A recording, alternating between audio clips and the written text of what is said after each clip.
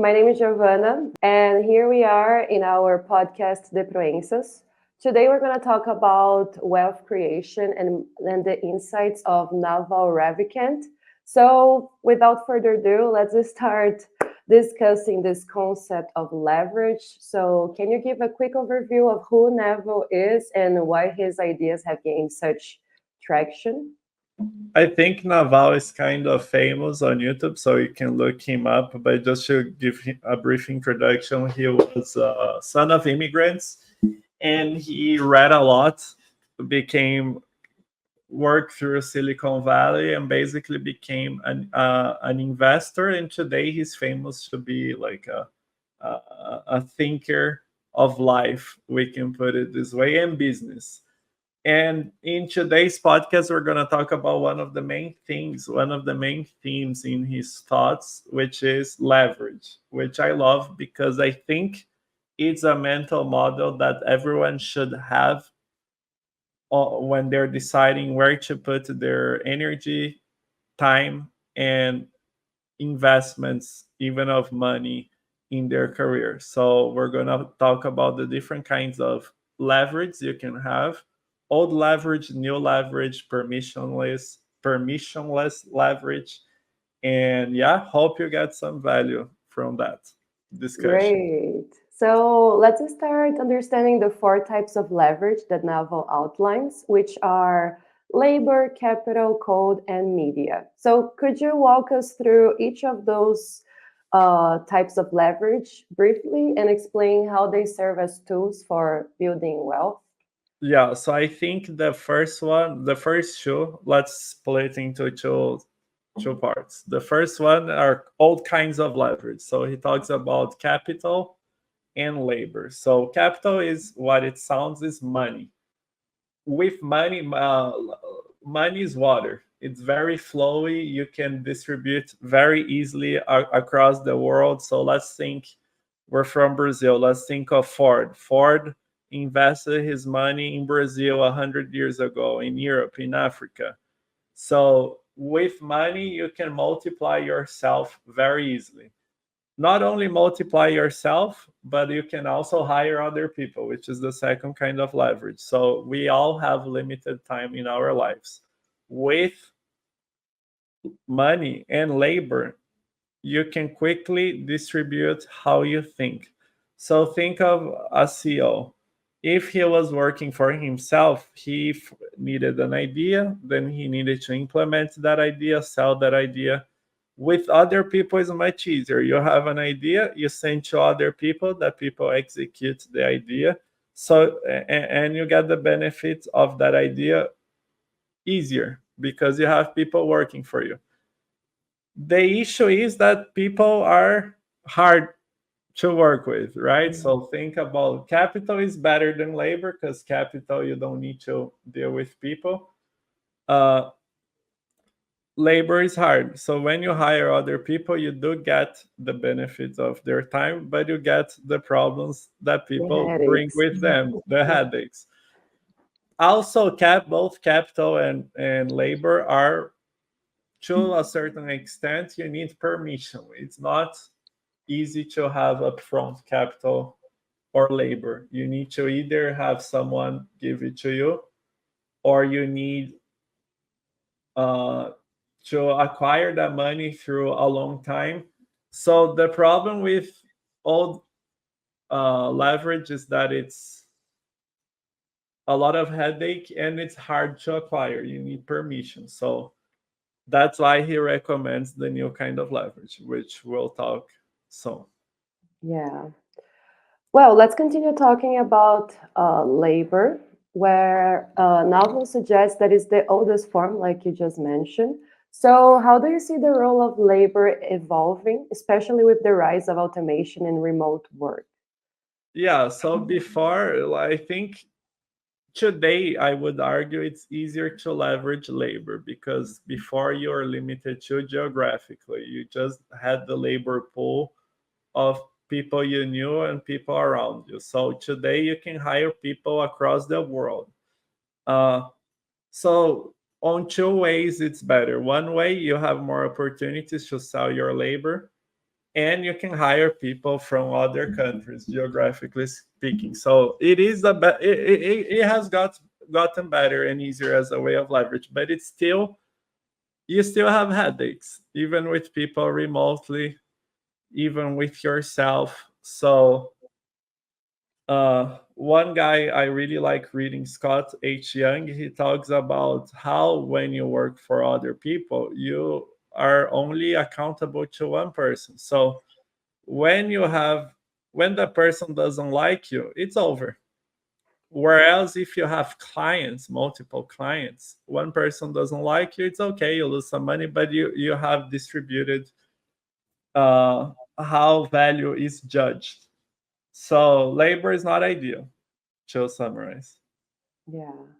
So we already mentioned the old versions of leverage. Now I want to talk with you these new types that he mentions, code and media.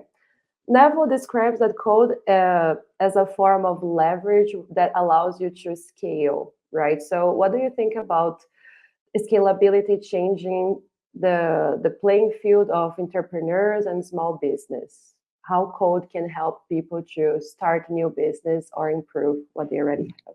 I think the main thing is being permissionless. So both media and in code today, you don't need a permission of someone to actually uh, do it. So anyone, anywhere, let's say you're someone in India with a computer. If you build a widget that solves someone's problem in Japan or in Brazil or in the US, they will pay for it. And no, you don't need to ask someone to give you a job so that you make money. You can just build it. Same with media. Let's say you are a specialist in C++. There is a lot of like Indian tutorials today about C++, and they make a lot of money probably from their knowledge. So today we're able to make money without permission and using, I think the key thing with new kinds of leverage is using the power of robots that work for you. So the cloud is nothing more than a computer somewhere that people ask to watch a video or to use some app, and it sends you back the code or the media for you to watch. So how can you use robots that work for you while you're sleeping? I think regardless of the profession you have, you can leverage these tools. And if you're in a career that doesn't directly uses these tools, let's say you're a physiotherapist, a dentist, a doctor, hire someone that will do it for you, because that's how you can distribute yourself worldwide and use these tools to make more money. I think the key idea of leverage that he wants to say is think about how to use these new tools.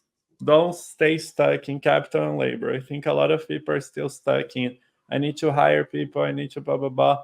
Do those things, but think about how to use these modern ways of wealth creation. I think this is the main idea. Nice. And now I want to know more about your personal insights. So, looking at your own career, which of these forms of leverage do you find most compelling, and how have you tried to use it to your advantage? So in the end, is positioning yourself in careers that you'll be able to understand this modern days of leverage better. So let's say you are a video editor, or a programmer, or a digital marketer, or even an actor that is familiar with online tools. Anything that makes you more acquainted with tools that you can use online, you have a step up on everybody else, because most people, when they're far removed from the modern tools, they will have to hire someone that creates an extra step for you to do anything. When you can do those things yourself, any new initiative you want to take, let's say you want to build something, let's say you want to create a business, you can just start. You don't need to say, oh, I'll hire someone, and then you explain the person doesn't do the way you want. Once you have the power to create by yourself, I think, and it's easier than most people think. If I had zero technical skills, I would start with video editing basics, because that, like, shooting a video is easy. You can just turn on your cell phone. With basic video editing skills, Yeah. you probably know something somewhere that most people don't. So let's say you're really into plants.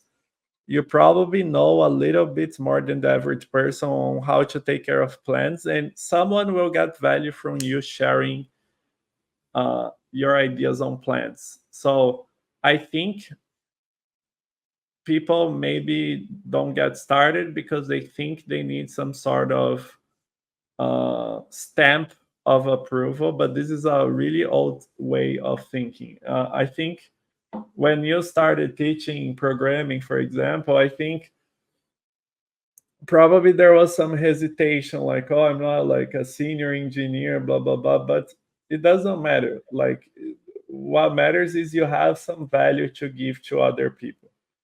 And I bet there are millions of PhDs that don't have the kind of influence that you have. Most don't, and they study for 10 years computer science because they think they need some sort of stamp of approval, or also because they don't have the initiative or the tools. They don't know how to use the tools of video editing.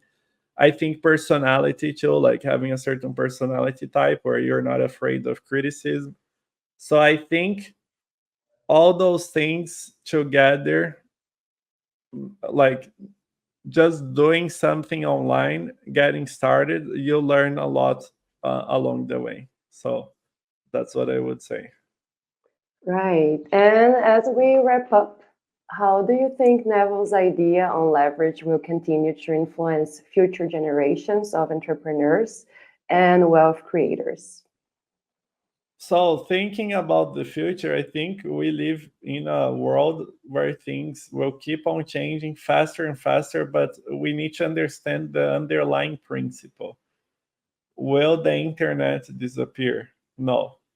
So you have to be fast in learning new tools, new market trends, because they will change fast, especially with AI. Yeah. So I would say don't get stuck on a specific way of doing things, like, oh, I have a YouTube channel, or I code this way, or I do things this way. Don't get stuck on that, but the underlying principles will continue. I think it will still be very easy, if not easier, in the future, to distribute content, to distribute ideas, code, to hire people, to get hired by people. So position yourself, intellectually speaking, in a way where you take advantage of this. But I think the cloud will continue. People will keep collaborating online. So I think career wise, just think how to use distribution, like mass distribution that the internet allows, and social media allows, and media allows, or hire or partner up with someone that will know how to use those things. Right. Well, so right now we reached the end of our podcast. So, do you have any final thoughts before we end? Now it's your time to say whatever you I think desire. that's it. I think uh, You can talk writing a about the book is ebook. another kind of leverage too. You can write courses, build courses, ebooks, and segue in our own ebook, 10 books we need to Understand understand the better. world better. So Yeah. I wrote this ebook thinking of economics, digital, understanding marketing, human nature. So put your email below, because we're using the techniques we are teaching on you. Yeah. And that's it. I hope you guys got value. Share here in the comments what you guys want us to talk about in the future. What did you think about the podcast? And that's it. See you guys in the next podcast. Thank you so much. See you then. Bye bye.